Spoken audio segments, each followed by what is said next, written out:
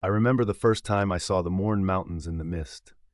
It was a Friday, just after the rain had passed, and the clouds were still clinging to the peaks like a shroud over a corpse.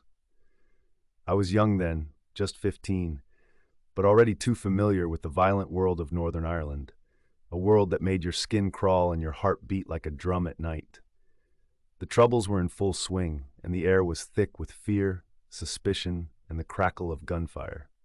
It was my Uncle Dan who first took me to the mountains. He was a quiet man, the kind whose silence made you nervous, as if he were hiding something just out of reach. He was a big man, broad-shouldered, with hands that looked like they could break a neck in a second. I'd always known that Dan was involved in things my mother warned me to stay away from, even if she didn't say it outright. "We're going to the mountains of Mourne tomorrow at dusk," he'd said, his voice low and grave, like a whisper from the grave itself. "Some business that needs attending to." I didn't ask questions. No one did, not with the way things were at the time. My cousins had been involved with the IRA for years, but Dan, though he wasn't as vocal about it, was tied to the underground in ways most people couldn't imagine. I just knew that if he said business, you did it, no matter what. His calls were cryptic, but they were never ignored. We drove out of Belfast in the early evening, the sky darkening like the bruises on a child's skin. As we got closer to the mountains, the landscape began to twist and change.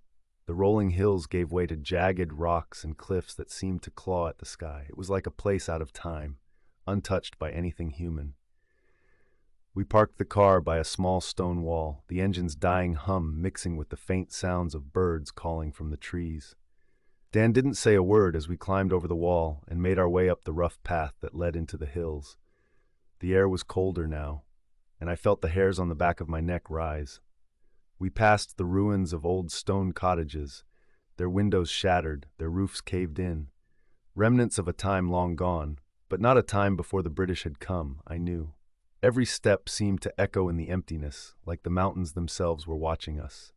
Eventually, after a long, wordless hike, we went off the course up to the peak, instead veering into the woods in a slightly flatter area. A few minutes later, we reached a small clearing, a patch of land where the grass grew tall and wild. There were trees in every direction, but where we stood, we could see clearly up to the night sky. In the center of the clearing, there were a bunch of large rocks of about the same size, some toppled over in a vague circle. But the way the ground devoted in some spots and shaped around the rocks told me that at some point in time, they must have been placed more uniformly. Dan stopped, his eyes scanning the murky woods. He pulled something from his jacket, a package wrapped in brown paper, and laid it carefully on the ground. "Wait here," he muttered. I didn't argue. I knew better than to ask questions. But something about the place set my nerves on edge. It was as if the land itself was alive, and it didn't want us there. The wind whispered through the trees, and I could hear the faint crackling of static in the air, as if the mountains themselves were speaking in a language I couldn't understand. I turned my back for just a moment, trying to steady my breath, and that's when I heard it. A voice, low and guttural, like a growl or a murmur, coming from somewhere deep in the woods. "Dan," I breathed, but my voice was swallowed by the wind. My eyes scanned the trees, but I saw nothing. My heart raced. I wasn't sure if I'd heard it at all, or if the stress of the situation had finally gotten to me. But I knew something was wrong. The air felt thick, oppressive, like it was pressing down on my chest. I could hear the wind pick up, swirling around us in a frenzy.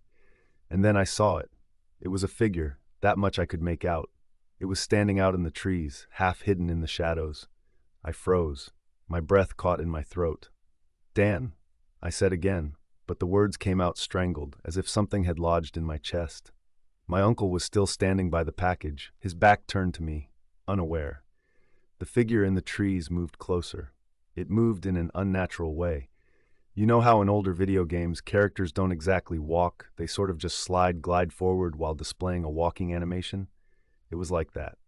I wanted to run, but my legs felt like they were made of stone, unable to move, as if the mountains themselves had taken root in my bones.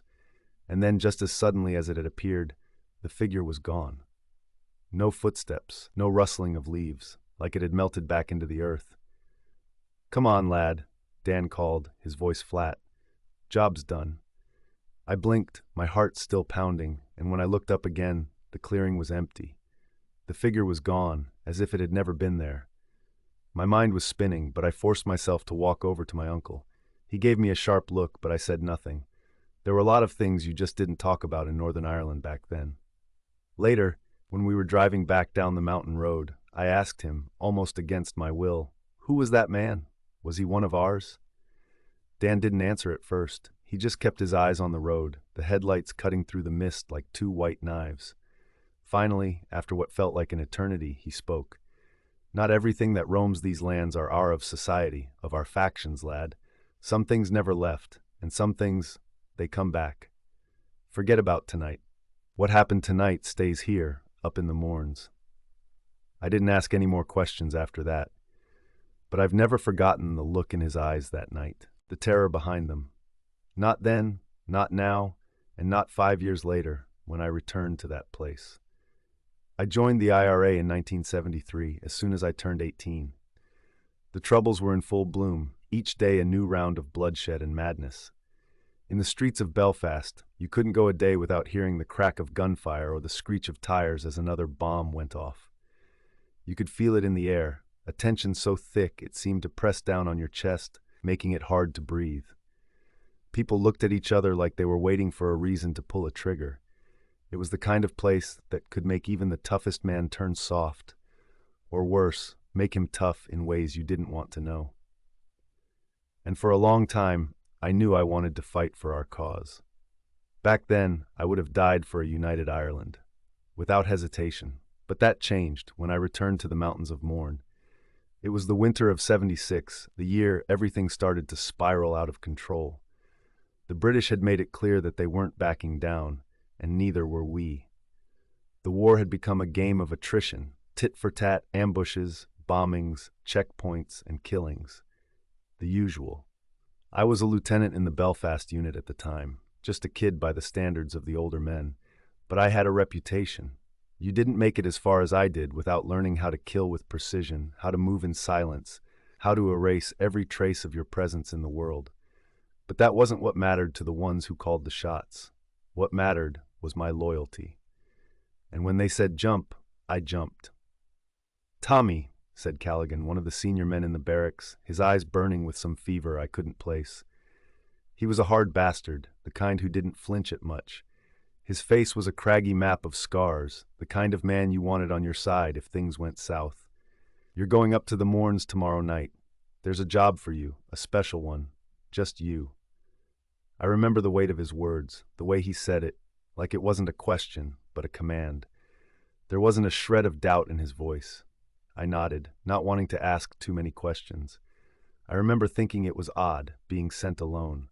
I'd always been part of a team, guys you could rely on when the shots rang out. But not this time. Callaghan didn't give me much more than that. Just a nod, a brief handshake, and a look that told me not to ask questions. I didn't. That's how things worked.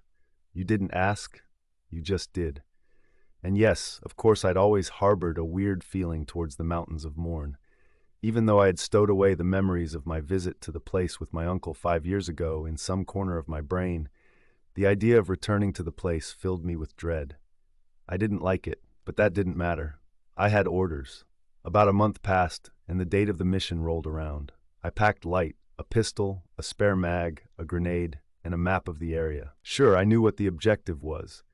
Go to the location on the mountain chosen by the information broker and collect the document. But in truth, I had no idea what I was really walking into. None of us ever really did.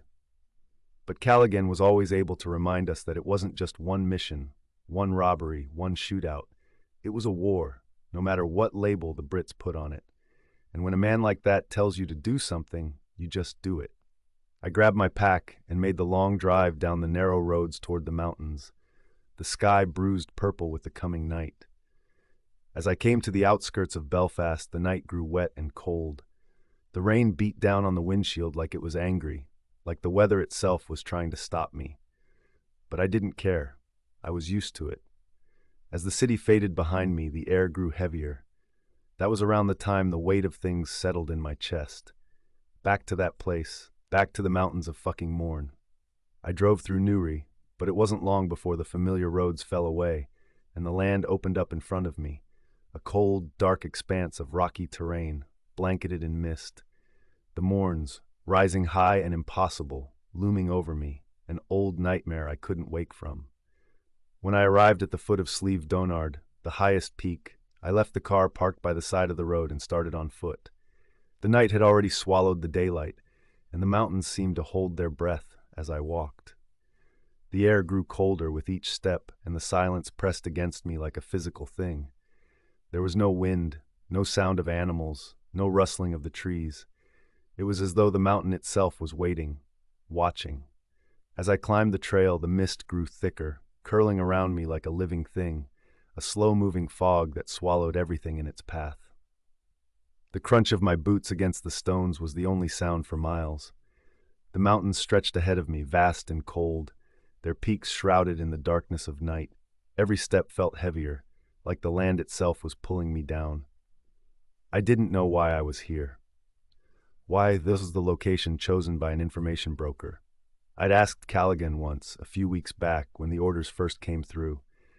But he just gave me that look, the one that told me to keep my mouth shut. "You'll understand when you get there," he said, and that was all. I knew the terrain well enough. I'd done plenty of jobs in the various hills around Belfast, plenty of walking through fog and shadow, and I'd never forgotten that night with Dan years ago. It scared me. I feel no shame in admitting it. But orders were orders. This felt different to any mission before, though. There was something about the air, something about the way the landscape seemed to close in on me, that made me feel like prey. I reached the spot the map marked for my destination by the time the moon was full overhead, casting long, thin shadows across the ground. An open area, close to the very peak of the mountain. I paused for a moment, my senses on edge, but I forced myself to walk towards the center. My orders were clear: meet the contact, get the information, and return. That was it. No questions. Quiet, no fuss. The fog was so dense up here that I genuinely couldn't know for certain if the person I was sent to meet was there or not. But as I hesitantly made my way forward, something changed. The air thickened, the temperature dropping even further, until I could see my breath hanging in the air like smoke. I didn't understand it. The cold wasn't normal. It wasn't just winter cold. It was a deep, unnatural cold that seemed to come from the very ground beneath my feet and encompassed me up to the tip of my scalp. And then I heard it, a voice, low, guttural, and ancient. "Tommy McGrath." I froze. It wasn't a human voice. It was older. It came from the earth itself, from the stones. It was as though the mountain was speaking directly to me. My heart raced, my hand instinctively reaching for the pistol at my side. "Tommy," the voice repeated, "you've been chosen." The words echoed in my head, vibrating through my bones. "Chosen for what?" I whispered, not meaning to speak aloud, but unable to stop myself. The mist swirled around me, thickening, until I could barely see the hand in front of my face. A figure emerged from the fog, a man, tall and thin, dressed in black. His face was hidden in shadow, but I knew it was him. Callaghan. It had to be. "You've come." Callaghan's voice came from the figure, but it wasn't quite his voice. It was deeper, older. "It's time." "Time for what?" I demanded, stepping back, my grip tightening on the gun. "What the hell's going on here, Callaghan?" He stepped closer, his eyes gleaming like coal in the dim light. And then he smiled. But it wasn't the kind of smile I'd ever seen on him before. It was the smile of someone who knew something you didn't, something you could never know. A smile that was as old as the hills themselves. "You've been chosen, Tommy," he said again, this time with a slow, deliberate drawl. "For the final stage of the war you don't understand yet." I stared at him, not sure if he was speaking in riddles or if I was just losing my mind in the mountains. "Listen, I don't know what the fuck you're talking about, but this isn't funny. Where's the contact?"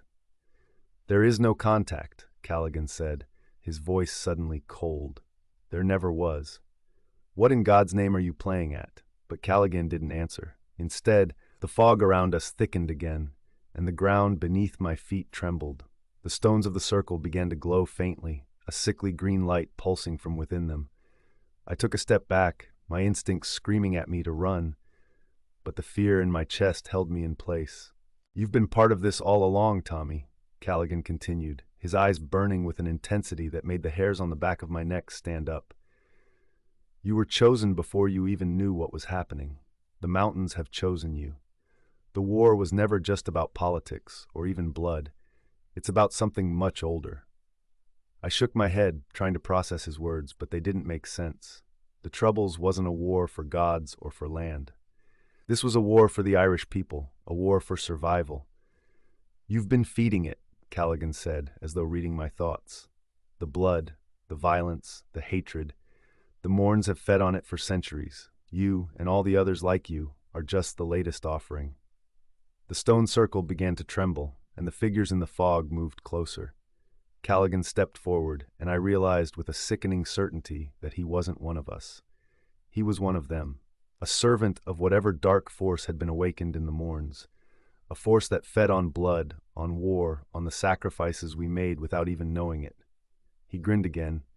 You've been feeding it, Tommy, and now it's time for you to give it what it wants. With that, the fog closed in further. I reached for my gun, ready to blow a hole through Callaghan, but he'd already sank back into the fog, and I never saw him again, not after all these years. I stumbled after him, but lost my way, running blindly, and eventually I realized that I was lying to myself if I believed I was chasing him. I was really running away in fear. I used to think the scariest thing in the world was the guy in the streets of Belfast who would shoot you without a thought. But I was wrong. I hadn't felt fear like this before in my life. I kept running downhill and found my way into a wooded area. It wasn't long before I came upon a clearing, a wide space where there were no trees. And then to my absolute horror, I realized where I really was. There, in the middle, was the old stone circle, where Dan took me all those years ago. I stood there for a moment, staring at the stones in total helplessness. In the dim light of the moon, I realized that the stones were different to how I remembered them. I could see faint markings on them, symbols I couldn't understand and words in Old Gaelic I couldn't translate. Under British occupation, we were never taught our country's own language. They were the kind of things you might expect to find on a tombstone or a forgotten altar. It was as if someone had carved them into the rocks long ago, as if the earth itself had grown old with them, even though I knew they'd been placed sometime in the last 5 years. Then I heard it. A voice, low, rumbling like a growl from deep beneath the earth. You shouldn't have come. I froze. The voice didn't sound like a man or even a human at all. It was as if the mountain itself had spoken, the words carried on the wind, vibrating in my chest. My breath caught, and I gripped the gun at my side. But then, through the fog, I saw movement.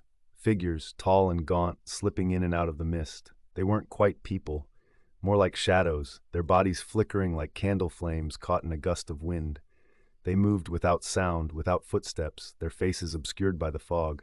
My heart hammered in my chest. Leave now, or you'll never leave. I spun around. There, just outside the stone circle, staring straight at me from just a meter or two away, was a man, or at least what looked like one. His clothes were tattered like he'd been out here for years, and his face was impossibly pale, almost milk white, as though he hadn't seen the sun in decades. His eyes were dark, not the kind of dark you'd expect, but great black orbs in his sockets with no visible iris, pupils, or white parts. Even hunched over, he towered over me, his arms hanging down to almost his shins. And his voice. His voice was the same as the growl. It came from somewhere deep inside him, like it was being pulled out by something far older than him. You've trespassed on sacred ground, soldier, he whispered. You don't belong here. You were never meant to find us. And then I understood. The man wasn't human. No, not exactly. He was something far older, something tied to the land, to the mountains themselves. He wasn't here by choice. He was a part of the Mournes. A part of the ancient earth that had seen too much bloodshed, too many sacrifices, too much history soaked into the soil. And I had just walked into the middle of it. Don't you see? He said, low and rasping as he drew closer to me. This land has known war long before the likes of your armies ever set foot on it. It's soaked in the blood of those who died here, in battles you'll never understand, and now you're part of it. I stumbled back, the weight of his words sinking in. The mountains, the stones, the fog. Everything around me seemed alive now, as though the earth itself was watching me, judging me. The men I had killed, the bombs I had planted, the lives I had taken, suddenly it all felt like a grain of sand in an ocean of blood, meaningless against the weight of something far darker. "You'll never leave, Tommy," the being whispered again, and for the first time I felt it, the pull.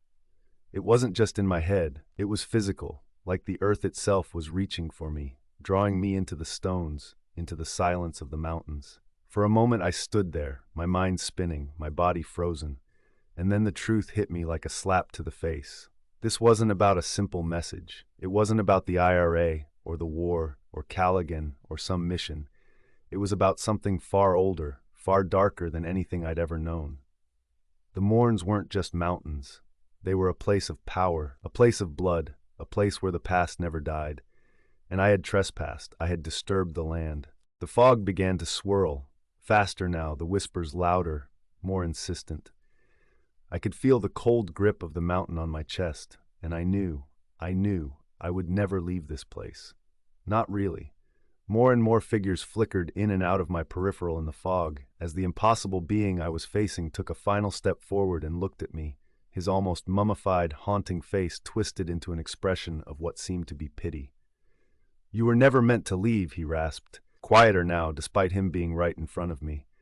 "You'll be lost for as long as you live, tied to this place, you and I and those who hear already and those to come." I blinked, and suddenly the fog was completely gone. The wraith-like things swirling in it disappeared with it. But not whoever I was speaking to. Before my eyes he remained. "Please leave now, soldier. You may be lucky enough to not lose yourself." And with that, he turned around and slowly walked away unnaturally, back into the trees. As I turned and ran, my feet stumbling over the uneven ground, I felt the darkness closing in around my mind. The mountain's voice echoed in my ears, a low, suffocating hum. "You were never meant to leave." And when I finally looked back, all I saw was the fog and the cold, empty stones of the Mourne Mountains. And I knew then that I was lost, forever. I've lived a long life, left the IRA, started a family, and made the best of the world, despite the things I'd done as a soldier. But through all of it, the call of the mountains has never left me, never given my mind true peace.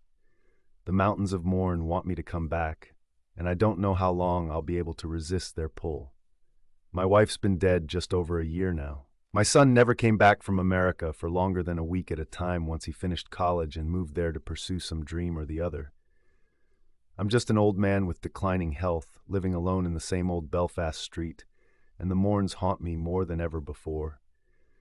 I fear the day I'll give in and give myself to the mountains, let them take me fully, but I often wonder if maybe they already have. The war was never meant to end. It was meant to feed the darkness forever.